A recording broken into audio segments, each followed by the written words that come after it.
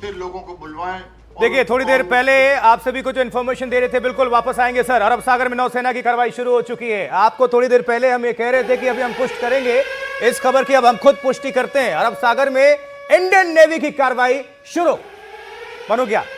जी बिल्कुल, और ये कराची जो हम कह रहे थे ना कि कराची के और आसपास के इलाके, क्योंकि ये ही हैं जो समुद्र के आसपास के शहर हैं, वहां पर अब अरब सागर में नौसेना ने कार्रवाई शुरू की है।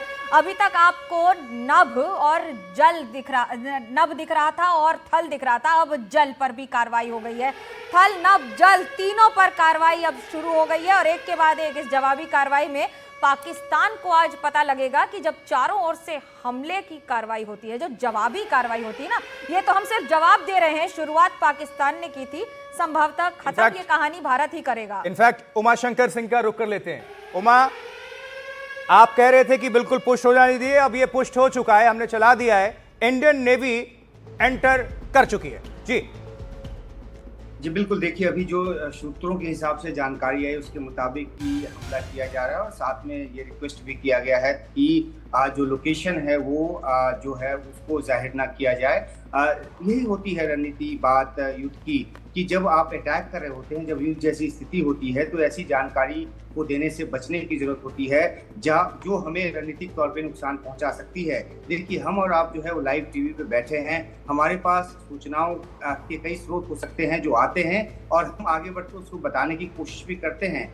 लेकिन संयम बरतना इसलिए जरूरी होता है ताकि। उमा, बहुत बड़ी खबर आ रही है, नौसेना ने पाकिस्तान में कई ठिकानों को टारगेट किया है। अरब सागर में भारतीय नौसेना का अभियान शुरू हो चुका है।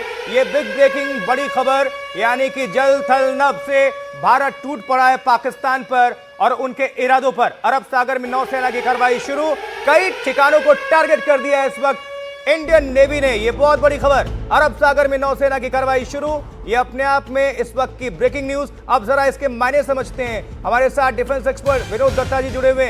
विनोद दत्ता साहब, जरा आप ये बताइए कि अभी इंडियन आर्मी और इंडियन एयरफोर्स काल बनकर टूट रहे थे, लेकिन इंडियन नेवी अगर इसमें एंटर हो चुकी है सर, अब इसके जरा व्यापक मायने समझा दीजिए।